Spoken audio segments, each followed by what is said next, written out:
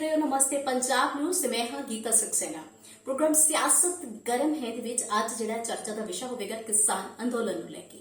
ਜੀ ਹਾਂ, ਕਿਸਾਨ ਅੰਦੋਲਨ ਜਿਹੜਾ ਕਿ ਲਗਭਗ 10 ਮਹੀਨਿਆਂ ਤੋਂ ਦਿੱਲੀ ਦੀਆਂ ਸਰਹੱਦਾਂ ਤੇ ਵੀ ਜਾਰੀ ਹੈ ਤੇ ਪੰਜਾਬ ਦੇ ਵਿੱਚ ਵੀ ਵੱਖ-ਵੱਖ ਥਾਵਾਂ ਤੇ ਚੱਲ ਰਿਹਾ ਹੈ, ਲੇਕਿਨ ਮੁਕਾਮ ਉਹੀ ਹੈ, ਉਸੇ ਮੁਕਾਮ ਤੇ ਅੱਜ ਵੀ ਖੜਾ ਹੈ, ਲੇਕਿਨ ਉਸ ਦੇ ਵਿੱਚ ਕਾਫੀ ਮਜ਼ਬੂਤੀ ਵੇਖਣ ਨੂੰ ਮਿਲੀ ਹੈ।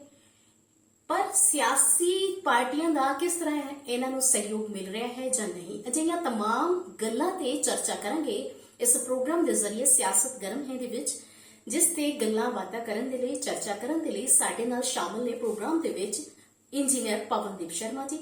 सब तो पहला उन्हां दा स्वागत करते हैं। नमस्ते, सत श्री अकाल, आदाब जी। पवनदीप जी, बहुत बहुत स्वागत है तुहाडा। धन्यवाद जी। नमस्ते पंजाब टीवी देख रहे समूह दर्शकों को मेरी प्यार भरी सत श्री अकाल। सत श्री अकाल। ते प्रोग्राम शुरू करते हैं क्योंकि अज जिहड़ा विषय लिता आपां किसान अंदोलन नूं लैके। पवनदीप जी, इतिहासक रूप धार चुकिया यह अंदोलन, देखा जाए तो उससे मुकाम ते खड़ा है। सो बहुत सारे लोगों दी निगाहां इस ते टिकियां ने क्योंकि ये इतिहासक रूप धार चुका है। सो किस तरह की स्थिति है, सियासत जिहड़ी है हर पासे गरमाई है, पंजाब दे विच ही नहीं हर पासे, क्योंकि आगामी चोणां आउण वालियां ने, सियासत पूरी गरमाई हुई है। लेकिन जे किसान अंदोलन की गल करिए तो इसनूं किस तरह सियासी पार्टियां दा दे वल्लों हुंगारा मिल रहा है, की इसकी स्थिति है अज पंजाब दे विच खासकर? जी तुसी बड़ा इंपॉर्टेंट और रैलेवेंट क्वेश्चन किया है। पंजाब के सिनैरियो दे जो करंट अजे तक सिचुएशन बनी हुई है किसानी अंदोलन को लैके। किसानी अंदोलन सिर्फ पंजाब तक ही नहीं सीमित हैगा, पूरे देश के विच सीमित हैगा। ईवन इस दे जिहड़े किसानी अंदोलन की जिहड़ी आवाज़ हैगी पूरी दुनिया भर दे विच जिहड़ी सुनाई दे रही है, जिहदे विच पंजाबियों का, हरियाणे के लोगों का बड़ा प्रमुखता दे नाल बहुत वड्डा रोल हैगा। और जिथों तक गल करिए राजनीतिक स्थिति की, असी ये समय सिर देखा हैगा कि कोई भी पार्टी, स्पैशली जे पंजाब की गल करिए, चाहे वह श्रोमणी अकाली दल होवे, चाहे वह कांग्रेस होवे, चाहे वह आम आदमी पार्टी होवे, वो किसी भी हालात दे विच किसानां नूं नाराज़ नहीं करना चाहती। अपनी राजनीतिक रोटियां भी जिहड़ी किसानी अंदोलन के थ्रू जिहड़ी सेकणियां चाहुंदे ने, उन्हां नूं हर हीले वसीले दे विच सपोर्ट करना चाहुंदे ने ताकि उन्हां नूं किसी तरह भी किसी भी किसानी जथेबंदी का या किसान नाल संबंधित, किसानी दे नाल संबंधित लोगों का किते ना नाराज़गी जिहड़ी उहदा सामना ना करना पवे। सो इस करके हर पार्टी जिहड़ी चाहुंदी है कि किसानी समर्थन भी उन्हां नूं मिले और वो भी अपना भरपूर समर्थन किसानी अंदोलन नूं करन और सारे किसानां दे अंदर अपनी चंगी पोजीशन बना के रखन, उन्हां दे मन जित लैण और उन्हां नूं हर सुविधा, हर सोच, हर जो तौर तरीका किसानी जथेबंदियां तय करदियां ने उन्हां दे अनुसार चलण। सो असी समय ते देखा है कि बहुत सारे जिहड़ी किसानी जथेबंदियां हैगियां उन्हां दे मुखियां वल्लों ਵੱਖੋ-ਵੱਖ बयान जिहड़े आ वो समय सिर दिते गए। फिर वही मैं कहना चाहुंदा, जे एक जथेबंदी वल्लों बयान ये आउंदा कि किसी भी होर राजनीतिक पार्टी भाजपा नूं छड्ड के किसी भी होर राजनीतिक पार्टी का विरोध जिहड़ा वो नहीं करना बनता और वो अपनियां गतिविधियां जिहड़ियां पंजाब दे विच आउण वाली आगामी चोणां दे विच वो कंटीन्यूटी दे विच रख सकदे ने। और किसी जथेबंदी के मुखी वल्लों ये बयान आउंदा है कि जे कोई सियासी पार्टी जिहड़ी हैगी है वो अपनी रैलियां करेगी, चोण रैलियां करेगी, चोण इकट्ठ करेगी तो उसनूं किसानी अंदोलन दे विच अजिहे समय दौरान बड़े नाजुक हालातों के विच किसानी अंदोलन के उल्ट समझा जाएगा, विरोध के विच समझा जाएगा। और कुछ ऐसे जथेबंदियां के मुखी ने जिहड़े चाहुंदे ने कि किसान जथेबंदियां अपने कैंडीडेट्स जिहड़े आउण वालियां चोणां दे विच खड़े करन और अपने हत्थी इस कानूनां नूं रद्द करन इलैक्ट होके। पर ये सारी गल दे विच फिर मैं ये मेरा नज़रिया ये भी मेरी समझ दे विच आउंदा हैगा कि सानू इन्हां सियासी पार्टियां दे उत्ते बहुता विश्वास जिहड़ा वो नहीं करना चाहिए।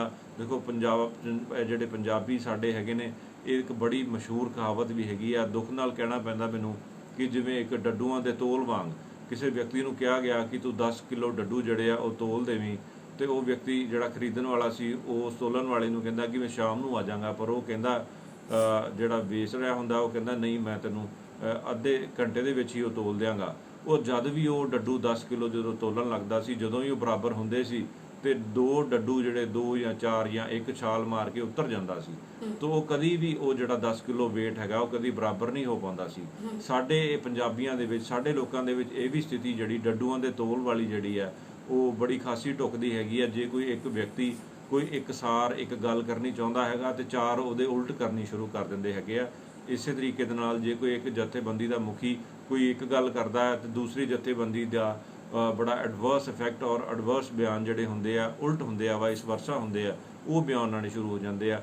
ਇਸ ਅੰਦੋਲਨ ਦੇ ਵਿੱਚ ਸਭ ਤੋਂ ਵੱਡੀ ਗੱਲ ਜਿਹੜੀ ਹੈਗੀ ਹੈ, ਕਿਸਾਨੀ ਯੂਨੀਅਨਸ ਨੂੰ ਏਕਤਾ ਬਣਾਈ ਰੱਖਣੀ, ਬੜੀ ਯੂਨਿਟੀ ਦੇ ਵਿੱਚ ਸਟਰੈਂਥ ਹੈਗੀ ਆ। ਸਾਰਿਆਂ ਨੂੰ ਇੱਕਸਾਰ ਬਿਆਨ ਜਾਰੀ ਕਰਨੇ ਚਾਹੀਦੇ ਆ, ਇੱਕਸਾਰ ਰਣਨੀਤੀਆਂ ਤੈਅ ਕਰਨੀਆਂ ਚਾਹੀਦੀਆਂ, ਇੱਕ ਦੂਜੇ ਦੇ ਸਲਾਹ ਦੇ ਨਾਲ ਜਿਹੜਾ ਉਹ ਚੱਲਣਾ ਹੈਗਾ। ਔਰ ਮੇਰੀ ਨਿੱਜੀ ਰਾਏ ਇਹ ਹੈਗੀ ਆ ਕਿ ਉਹਨਾਂ ਨੂੰ ਸਿਆਸੀ ਪਾਰਟੀਆਂ ਤੋਂ ਦੂਰੀ ਬਣਾ ਕੇ ਰੱਖਣੀ ਚਾਹੀਦੀ ਹੈਗੀ ਆ। ਸਿਆਸੀ ਪਾਰਟੀਆਂ ਦਾ ਮਨੋਰਥ ਸਿਰਫ ਚੋਣਾਂ ਜਿੱਤਣ ਤੱਕ ਹੀ ਹੁੰਦਾ ਹੈਗਾ, ਉਸ ਤੋਂ ਬਾਅਦ ਉਹ ਸਿਆਸੀ ਪਾਰਟੀਆਂ ਫਿਰ ਕਿਸਾਨੀ ਯੋਧਿਆਂ ਨੂੰ, ਕਿਸਾਨੀ ਲੀਡਰਾਂ ਨੂੰ ਔਰ ਇਹਨਾਂ ਜਥੇਬੰਦੀਆਂ ਨੂੰ ਮੈਨੂੰ ਨਹੀਂ ਲੱਗਦਾ ਕਿ ਸਫਲ ਹੋਣ ਉਸ ਪੱਧਰ ਦੇ ਵਿੱਚ ਉਹਨਾਂ ਦੀ ਪੁੱਛਗਿੱਛ ਕਰਨ ਦੇ ਵਿੱਚ।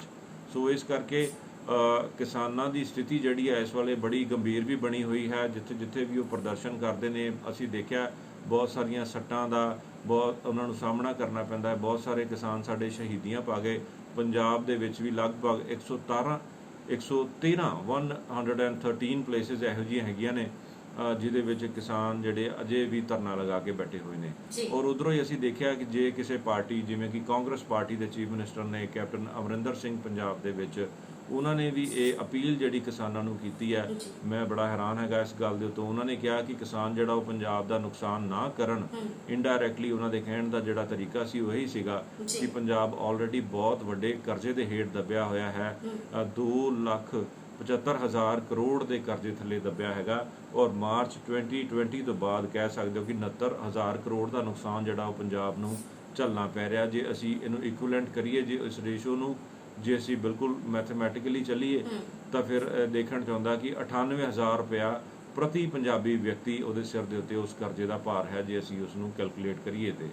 ਪਰ ਜਿਸ ਤਰ੍ਹਾਂ ਮੁੱਖ ਮੰਤਰੀ ਪੰਜਾਬ ਨੇ ਗੱਲ ਕੀਤੀ ਹੈਗੀ ਹੈ ਕਿ ਪੰਜਾਬ ਦੇ ਵਿੱਚ ਇਦਾਂ ਦੀ ਕੋਈ ਵੀ ਸਿਚੁਏਸ਼ਨ ਜਿਹੜੀ ਉਹ ਖਰਾਬ ਨਾ ਕਰੋ, ਇੱਥੋਂ ਧਰਨੇ ਜਿਹੜੇ ਉਹ ਚੁੱਕੇ ਜਾਣ, ਉਹ ਦੂਜੀਆਂ ਸਟੇਟਾਂ ਦੇ ਵਿੱਚ ਜਾ ਕੇ ਵਿਰੋਧ ਕਰਨਾ ਚਾਹੀਦਾ ਹੈ।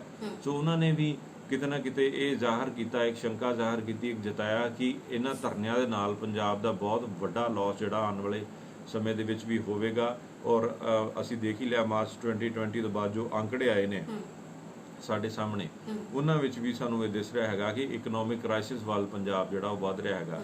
ਕਿਉਂਕਿ ਲੀਡਰਾਂ ਨੇ, ਰਾਜਨੀਤਿਕ ਪਾਰਟੀਆਂ ਦਾ ਮਨੋਰਥ ਮੈਂ ਆਲਰੇਡੀ ਬਿਆਨ ਕੀਤਾ ਕਿ ਉਹਨਾਂ ਦਾ ਮਨੋਰਥ ਜਿਹੜਾ ਹੁੰਦਾ ਉਹ ਸਿਰਫ ਵੋਟਾਂ ਲੈਣ ਤੱਕ ਹੁੰਦਾ, ਆਪਣੀਆਂ ਕੁਰਸੀਆਂ ਬਚਾਉਣ ਤੱਕ ਹੁੰਦਾ, ਸਰਕਾਰਾਂ ਬਣਾਉਣ ਤੱਕ ਹੁੰਦਾ। ਸੋ ਉਹਨਾਂ ਨੂੰ ਸਮੇਂ-ਸਮੇਂ ਸਿਰ ਉਹਨਾਂ ਦੀ ਸਟ੍ਰੈਟਜੀ ਜਿਹੜੀ ਉਹ ਬਦਲਦੀ ਜਾਂਦੀ ਹੈ। ਜਿੱਥੇ ਉਹਨਾਂ ਨੂੰ ਆਪਣਾ ਲੋਭ ਮੋਹ ਦਿਖਦਾ ਹੈਗਾ, ਜਿੱਥੇ ਫਾਇਦਾ ਦਿਖਦਾ ਹੈਗਾ, ਉਹ ਉੱਦਾਂ ਦੀ ਹੀ ਗੱਲ ਕਰਨੀ ਚਾਹੁੰਦੇ ਹੁੰਦੇ ਆ। ਸੋ ਕਿਸਾਨ ਜਥੇਬੰਦੀਆਂ ਨੂੰ ਮੇਰੀ ਅਪੀਲ ਵੀ ਹੈ ਔਰ ਉਹਨਾਂ ਨੂੰ ਇੱਕ ਮੈਸੇਜ ਵੀ ਜ਼ਰੂਰ ਹੈਗਾ ਕਿ ਉਹ ਸਿਰਫ ਤੇ ਸਿਰਫ ਆਪਣੀ ਯੂਨਿਟੀ ਦੇ ਉੱਤੇ ਔਰ ਆਪਣੀ ਜਥੇਬੰਦੀਆਂ ਨੂੰ ਇਕਜੁੱਟਤਾ ਦੇ ਨਾਲ ਜਿਹੜਾ ਹੈਗਾ ਜੋ ਵਿਚਾਰ ਵਟਾਂਦਰਾ ਕਰਨ ਔਰ ਸਿੰਗਲ ਡਿਸੀਜਨ ਜਿਹੜਾ ਇੱਕ ਯੂਨਿਟੀ ਦੇ ਨਾਲ ਬਣਾਉਣ, ਸਾਰੇ ਲੋਕਾਂ ਨੂੰ ਨਾਲ ਲੈ ਕੇ ਚੱਲਣ ਔਰ ਇਹਨਾਂ ਰਾਜਨੀਤਿਕ ਲੀਡਰਾਂ ਦੇ ਉੱਤੋਂ ਜ਼ਰੂਰ ਦੂਰੀ ਬਣਾ ਕੇ ਰੱਖਣ। ਜੀ ਪਵਨਦੀਪ ਜੀ, ਜਿਵੇਂ ਤੁਸੀਂ ਦੱਸਿਆ ਕਿ ਕਿਸਾਨ ਆਗੂਆਂ ਨੇ ਪਿੱਛੇ ਜਿਹੇ ਬਿਆਨ ਜਾਰੀ ਕੀਤਾ ਕਿ ਕੋਈ ਵੀ ਸਿਆਸੀ ਪਾਰਟੀ ਜਿਹੜੀ ਹੈ ਹਜੇ ਆਗਾਮੀ ਚੋਣਾਂ ਨੂੰ ਲੈ ਕੇ ਹਜੇ ਤੋਂ ਹੀ ਆਪਣਾ ਚੋਣ ਪ੍ਰਚਾਰ ਨਹੀਂ ਕਰੇਗੀ। ਜੇ ਕੋਈ ਸਿਆਸੀ ਪਾਰਟੀ ਇਦਾਂ ਦਾ ਕਰਦੀ ਹੈਗੀ ਹੈ, ਸਿਆਸਤਬਾਜ਼ੀ, ਚੋਣ ਪ੍ਰਚਾਰ ਕਰਦੀ ਹੈ, ਤਾਂ ਇਸ ਨੂੰ ਕਿਸਾਨ ਵਿਰੋਧੀ ਸਮਝਿਆ ਜਾਵੇਗਾ। ਫਿਰ ਉਸ ਤੋਂ ਬਾਅਦ ਜੀ ਬਿਆਨ ਆਉਂਦਾ ਹੈ ਜੀ ਕੈਪਟਨ ਸਾਹਿਬ ਦਾ ਕਿ ਤੁਸੀਂ ਇੱਥੇ ਧਰਨਾ ਲਾਣੇ ਬੰਦ ਕਰ ਦਿਓ, ਤੁਸੀਂ ਦਿੱਲੀ ਦੀਆਂ ਸਰਹੱਦਾਂ ਤੇ ਜਾ ਕੇ ਧਰਨੇ ਲਾਓ, ਕਿਉਂਕਿ ਇਸ ਦੇ ਨਾਲ ਪੰਜਾਬ ਦੀ ਡਿਵੈਲਪਮੈਂਟ ਤੇ ਅਸਰ ਪੈਂਦਾ, ਆਰਥਿਕਤਾ ਤੇ ਅਸਰ ਪੈਂਦਾ ਹੈ। ਸੋ ਇੱਕ ਖਬਰ ਹੋਰ ਸਾਹਮਣੇ ਆਈ ਹੈ ਜੀ, ਜਿਹੜੀ ਕਿ ਬੇहद ਅਹਿਮ ਹੈ, ਕਿਉਂਕਿ ਬੱਚਿਆਂ ਦੇ ਪ੍ਰਸ਼ਨ ਪੱਤਰਾਂ ਦੇ ਰਾਹੀਂ ਇੱਕ ਐਡਵਰਟਾਈਜ਼ਮੈਂਟ ਦੇ ਜ਼ਰੀਏ ਵੇਖਿਆ ਜਾ ਰਿਹਾ ਹੈ ਕਿ ਇਹ ਕਿਤੇ ਨਾ ਕਿਤੇ ਚੋਣ ਪ੍ਰਚਾਰ ਦਾ ਹੀ ਹਿੱਸਾ ਹੈ। ਬੱਚਿਆਂ ਦੇ ਪ੍ਰਸ਼ਨ ਪੱਤਰ ਦੇ ਜ਼ਰੀਏ ਉਹਨਾਂ ਨੇ ਸਵਾਲ ਕੀਤਾ ਹੈ, ਪੰਜਾਬ ਦੇ ਵਿਭਾਗ ਹੁਣ ਬੱਚਿਆਂ ਦੇ ਪ੍ਰਸ਼ਨ ਪੱਤਰ ਨੂੰ ਆਪਣਾ ਜ਼ਰੀਆ ਬਣਾਉਣ ਲੱਗੇ ਨੇ। ਇੱਕ ਐਡਵਰਟਾਈਜ਼ਮੈਂਟ ਜਿਹੜੀ ਆ ਜਾਰੀ ਕੀਤੀ ਗਈ ਹੈ ਤੇ ਜਿਸ ਦੇ ਵਿੱਚ ਬੱਚਿਆਂ ਕੋਲੋਂ ਪ੍ਰਸ਼ਨ ਪੁੱਛਿਆ ਗਿਆ ਹੈ। ਸੋ ਇਸ ਨੂੰ ਵੀ ਕਿਤੇ ਨਾ ਕਿਤੇ ਜਿਹੜਾ ਚੋਣ ਪ੍ਰਚਾਰ ਦਾ ਇੱਕ ਹਿੱਸਾ ਮੰਨਿਆ ਜਾ ਰਿਹਾ ਹੈ, ਜਿਸ ਨੂੰ ਲੈ ਕੇ ਅਧਿਆਪਕਾਂ ਨੇ ਕਾਫੀ ਵਿਰੋਧ ਵੀ ਜਤਾਇਆ, ਆਪਣੇ ਵਿਚਾਰ ਪ੍ਰਗਟ ਕੀਤੇ ਨੇ। ਤੁਸੀਂ ਇਹਦੇ ਬਾਰੇ ਕੀ ਕਹੋਗੇ?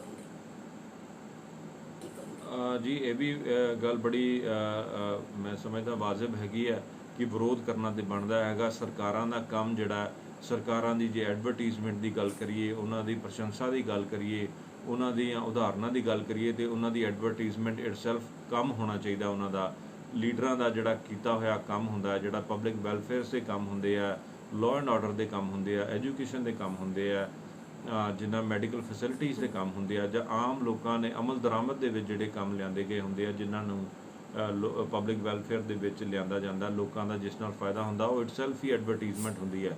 ਪਰ ਜਦੋਂ ਸਰਕਾਰ ਇਹਨਾਂ ਉੱਚੀਆਂ ਤੌਰ ਤਰੀਕੇ ਨਾਲ, ਇਹਨਾਂ ਘਟੀਆ ਤਰੀਕਿਆਂ ਦੇ ਨਾਲ ਜਿਹੜੇ ਸਟੂਡੈਂਟਸ ਹੁੰਦੇ ਆ, ਜਿਹੜੇ ਛੋਟੀਆਂ ਕਲਾਸਾਂ ਦੇ ਸਟੂਡੈਂਟਸ ਹੁੰਦੇ ਆ, ਉਹਨਾਂ ਦੇ ਕੁਐਸਚਨ ਪੇਪਰਸ ਦੇ ਵਿੱਚ ਜੇ ਆਪਣੀ ਐਡਵਰਟੀਜ਼ਮੈਂਟ ਨੂੰ ਐਡ ਕਰਦੀ ਹੈ ਜਾਂ ਉੱਦਾਂ ਦੀ ਕੋਈ ਕੁਐਸਚਨਸ ਪੈਨਸ਼ਨ ਦੇ ਰਿਗਾਰਡਿੰਗ ਐਡ ਕਰਦੀ ਹੈ, ਤੇ ਬਹੁਤ ਸ਼ਰਮਨਾਕ ਗੱਲ ਹੈਗੀ ਆ। ਸਟੂਡੈਂਟਸ ਜਿਹੜੇ ਹੁੰਦੇ ਆ ਉਹ ਇੱਕ ਕਹਿ ਸਕਦੇ ਹਾਂ ਕਿ ਛੋਟੀ ਜਮਾਤ ਦੇ ਸਟੂਡੈਂਟ ਜਿਹੜੇ ਹੁੰਦੇ ਆ, ਇੱਕ ਕੱਚੀ ਮਿੱਟੀ ਦੇ ਘੜੇ ਵਾਂਗ ਹੁੰਦੇ ਨੇ। ਉਹਨਾਂ ਨੂੰ ਜਿਸ ਤਰ੍ਹਾਂ ਦੀ ਮਰਜ਼ੀ ਸ਼ੇਪ ਜਿਹੜੀ ਉਹ ਦਿੱਤੀ ਜਾ ਸਕਦੀ ਹੁੰਦੀ ਹੈ। ਪਰ ਜੇ ਇਹ ਨਵਾਂ ਟ੍ਰੈਂਡ ਸ਼ੁਰੂ ਹੋ ਜਾਏਗਾ, ਸਿਆਸੀ ਪਾਰਟੀਆਂ, ਸਿਆਸੀ ਲੋਕ ਔਰ ਜਿਹੜੀਆਂ ਸਰਕਾਰਾਂ ਹੈਗੀਆਂ, ਜੋ ਆਪਣਾ ਪ੍ਰਚਾਰ ਪ੍ਰਸਾਰ ਜਿਹੜੀਆਂ ਉਹ ਵਿੱਦਿਆ ਦੇ ਵਿੱਚ ਵੀ ਲੈ ਆਉਣਗੀਆਂ, ਕੁਐਸਚਨ ਪੇਪਰਸ ਦੇ ਥਰੂ ਜਾਂ ਹੋਰ ਵੀ ਬੜੇ ਵੱਖਰੇ ਵੱਖ ਮਾਧਿਅਮ ਜੇ ਅਪਣਾਉਣਗੀਆਂ, ਤੇ ਬਹੁਤ ਇਹ ਮੰਦਭਾਗੀ ਗੱਲ ਹੈਗੀ ਆ। ਜੋ ਕਿ ਸਮੇਂ ਦੇ ਵਿੱਚ ਕੋਵਿਡ ਦੇ ਥਰੂ ਅਸੀਂ ਦੇਖਿਆ, ਸਕੂਲਸ ਬੰਦ ਸੀਗੇ, ਸਾਰੇ ਸਿਸਟਮ ਬੰਦ ਸੀਗੇ, ਸਰਕਾਰਾਂ ਵੱਡੇ ਤਾਦਾਦ ਦੇ ਵਿੱਚ ਬਹੁਤ ਹਾਈ ਲਿਮਿਟਸ ਦੇ ਵਿੱਚ ਜਿਹੜੇ ਪੈਸੇ ਖਰਚ ਕਰਦੀਆਂ ਆਪਣੀ ਐਡਵਰਟੀਜ਼ਮੈਂਟਸ ਦੇ ਵਿੱਚ। ਟੀਵੀ ਚੈਨਲਸ ਨੂੰ ਐਡਸ ਮਿਲਦੀਆਂ ਨੇ, ਨਿਊਜ਼ਪੇਪਰਸ ਦੇ ਥਰੂ ਮਿਲਦੀਆਂ ਨੇ, ਹੋਰ ਬਹੁਤ ਸਾਰੇ ਸ਼ਹਿਰ ਜਿਹੜੇ ਹੈਗੇ ਆ ਉਹ ਵੱਡੀ ਤਾਦਾਦ ਦੇ ਵਿੱਚ ਇਹਨਾਂ ਸਰਕਾਰੀ ਕਹਿ ਲਓ ਐਡਸ ਦੇ ਵਿੱਚ ਜਾਂ ਪੋਲੀਟੀਕਲ ਐਡਵਰਟੀਜ਼ਮੈਂਟਸ ਦੇ ਲੱਗੇ ਹੋਏ ਬੋਰਡਸ ਨਾਲ ਭਰੇ ਹੁੰਦੇ ਨੇ। ਉਹ ਸ਼ਹਿਰਾਂ ਦੀ ਜਿੱਥੇ ਖੂਬਸੂਰਤੀ ਖਰਾਬ ਹੁੰਦੀ ਹੈ, ਓਵਰਆਲ ਅਸੀਂ ਪੂਰੇ ਇੰਡੀਆ 'ਚ ਹੀ ਦੇਖ ਸਕਦੇ ਹਾਂ ਕਿ ਹਰ ਜਗ੍ਹਾ ਹੀ ਇਹਨਾਂ ਲੋਕਾਂ ਦੇ ਬੋਰਡਸ ਲੱਗੇ ਹੁੰਦੇ ਨੇ। ਪਰ ਜੇ ਇਹ ਨਵਾਂ ਇੱਕ ਕਿੱਸਾ ਜਿਹੜਾ ਸ਼ੁਰੂ ਕੀਤਾ ਹੈਗਾ ਪੰਜਾਬ ਸਰਕਾਰ ਨੇ, ਬਹੁਤ ਬੇਹੱਦ ਸ਼ਰਮਨਾਕ ਹੈਗਾ, ਬੇਹੱਦ ਮਾੜੀ ਗੱਲ ਹੈਗੀ ਆ। ਇੱਦਾਂ ਦਾ ਕਦੀ ਵੀ ਪ੍ਰਚਾਰ ਪ੍ਰਸਾਰ, ਜਿਹੜੀ ਵਿੱਦਿਆ ਨੂੰ ਇਸ ਦਾ ਆਧਾਰ ਬਣਾ ਕੇ, ਇਸ ਦਾ ਇਸਤੇਮਾਲ ਕਰਕੇ ਜਿਹੜਾ ਸਿਆਸੀ ਲਾਹਾ ਕਦੀ ਵੀ ਸਰਕਾਰਾਂ ਨੂੰ ਨਹੀਂ ਲੈਣਾ ਚਾਹੀਦਾ। ਇਹੋ ਹੀ ਐਡਵਰਟੀਜ਼ਮੈਂਟ ਜੇਕਰ ਉਹਨਾਂ ਨੇ ਅੱਛੇ ਕੰਮ ਕੀਤੇ ਹੁੰਦੇ, ਪਬਲਿਕ ਵੈਲਫੇਅਰ ਕੀਤਾ ਹੁੰਦਾ, ਪਬਲਿਕ ਵੈਲਫੇਅਰ ਸਟੇਟ ਬਣਾਈ ਹੁੰਦੀ, ਤੇ ਲੋਕਾਂ ਦਾ ਖਾਸ ਖਿਆਲ ਰੱਖਿਆ ਹੁੰਦਾ, ਹਰ ਤਬਕੇ ਦਾ ਖਿਆਲ ਰੱਖਿਆ ਹੁੰਦਾ, ਇਕਨੋਮੀ ਕ੍ਰਾਈਸਿਸ ਨਾ ਆਉਣ ਵੱਲ ਜਿਹੜੇ ਸਭ ਤੋਂ ਵੱਡੇ ਧਿਆਨ ਹੁੰਦੇ, ਤੇ ਉਹ ਇਟਸੈਲਫ ਹੀ ਇੱਕ ਐਡਵਰਟੀਜ਼ਮੈਂਟ ਹੋਣੀ ਸੀ। ਉਹਨਾਂ ਨੂੰ ਇੱਦਾਂ ਦੀਆਂ ਉੱਚੀਆਂ ਹਰਕਤਾਂ ਕਰਨ ਦੀ ਕਦੇ ਵੀ ਜ਼ਰੂਰਤ ਨਹੀਂ ਸੀ ਪੈਣੀ। ਪਰ ਬਿਲਕੁਲ ਮੈਂ ਸਟਰੋਂਗਲੀ ਕੰਡੈਮ ਕਰਦਾ ਇਸ ਗੱਲ ਨੂੰ, ਉਹ ਬਹੁਤ ਮਾੜੀ ਗੱਲ ਹੈਗੀ ਹੈ। ਕਦੀ ਵੀ ਵਿੱਦਿਆ ਦੇ ਨਾਲ ਇਸ ਤਰੀਕੇ ਦੀ ਛੇੜਛਾੜ ਸਿਆਸੀ ਪਾਰਟੀਆਂ ਵੱਲੋਂ ਬਿਲਕੁਲ ਨਹੀਂ ਕੀਤੀ ਜਾਣੀ ਚਾਹੀਦੀ। ਔਰ ਜੇਕਰ ਕੀਤੀ ਗਈ ਹੈ, ਉਹਨੂੰ ਛਾਪਿਆ ਗਿਆ ਹੈ ਕੁਐਸਚਨ ਪੇਪਰ ਨੂੰ, ਤੇ ਛਾਪਣ ਵਾਲੇ ਅਧਿਕਾਰੀਆਂ ਉੱਤੇ ਵੀ ਜਿਹੜੀ ਸਖਤ ਤੋਂ ਸਖਤ ਕਾਰਵਾਈ ਜਿਹੜੀ ਉਹ ਹੋਣੀ ਚਾਹੀਦੀ ਹੈ, ਤਾਂ ਕਿ ਅਗਲੇ ਸਮੇਂ ਦੇ ਵਿੱਚ ਵਿਦਿਆਰਥੀਆਂ ਦੇ ਨਾਲ ਵੀ ਕੋਈ ਇੱਦਾਂ ਦਾ ਮਜ਼ਾਕ ਕੋਝਾ ਜਿਹੜਾ ਉਹ ਨਾ ਕੀਤਾ ਜਾਵੇ। ਜੀ ਬਿਲਕੁਲ, ਬਹੁਤ ਹੀ ਅਹਿਮ ਗੱਲਾਂ ਤੁਸੀਂ ਦੱਸੀਆਂ ਤੇ ਕਿਸਾਨ ਅੰਦੋਲਨ ਦੇ ਨਾਲ ਜੁੜੀਆਂ ਹੋਈਆਂ ਵੀ ਨੇ, ਤੇ ਖਾਸ ਕਰਕੇ ਸਾਡੇ ਪੰਜਾਬ ਦੇ ਭਵਿੱਖ ਦੇ ਨਾਲ ਵੀ ਜੁੜੀਆਂ ਹੋਈਆਂ ਨੇ। ਸੋ ਪਵਨਦੀਪ ਜੀ, ਗੱਲਾਂ ਬਾਤਾਂ ਨੂੰ ਹੁਣ ਦੇਣਾ ਪਵੇਗਾ ਇੱਥੇ ਵਿਰਾਮ, ਕਿਉਂਕਿ ਸਮਾਂ ਬਹੁਤ ਹੋ ਗਿਆ, ਸਮਾਂ ਇਜਾਜ਼ਤ ਨਹੀਂ ਦੇ ਰਿਹਾ ਕਿ ਅਸੀਂ ਅੱਗੇ ਵਧੀਏ। ਸੋ ਅੱਗੇ ਵਧਣ ਤੋਂ ਪਹਿਲਾਂ, ਕਲੋਸਿੰਗ ਕਰਨ ਤੋਂ ਪਹਿਲਾਂ ਤੁਹਾਡਾ ਧੰਨਵਾਦ ਕਰ ਦਈਏ। ਪਵਨਦੀਪ ਜੀ, ਬਹੁਤ ਬਹੁਤ ਧੰਨਵਾਦ ਤੁਹਾਡਾ। ਧੰਨਵਾਦ ਜੀ, ਧੰਨਵਾਦ, ਥੈਂਕਸ ਅ ਲੋਟ ਜੀ। ਪਵਨਦੀਪ ਜੀ, ਬਹੁਤ ਬਹੁਤ ਧੰਨਵਾਦ, ਤੁਸੀਂ ਇੰਨੀਆਂ ਵਿਸ਼ੇਸ਼ ਗੱਲਾਂ ਜਿਹੜੀਆਂ ਨੇ ਸਾਡੇ ਨਾਲ ਸਾਂਝੀਆਂ ਕੀਤੀਆਂ। ਸੋ ਹੁਣ ਪ੍ਰੋਗਰਾਮ ਨੂੰ ਇੱਥੇ ਵਿਰਾਮ ਦਿੰਦੇ ਆ, ਤੇ ਮੈਨੂੰ ਵੀ ਦਿਓ ਇਜਾਜ਼ਤ। ਸਿਆਸਤ ਗਰਮ ਹੈ ਦੇ ਵਿੱਚ ਨੈਕਸਟ ਐਪੀਸੋਡ ਦੇ ਵਿੱਚ ਫਿਰ ਤੋਂ ਮਿਲਾਂਗੇ ਕਿਸੇ ਹੋਰ ਨਵੇਂ ਮੁੱਦੇ ਦੇ ਨਾਲ। ਤਦ ਤੱਕ ਦੇ ਲਈ ਮੈਨੂੰ ਦਿਓ ਇਜਾਜ਼ਤ। ਧੰਨਵਾਦ।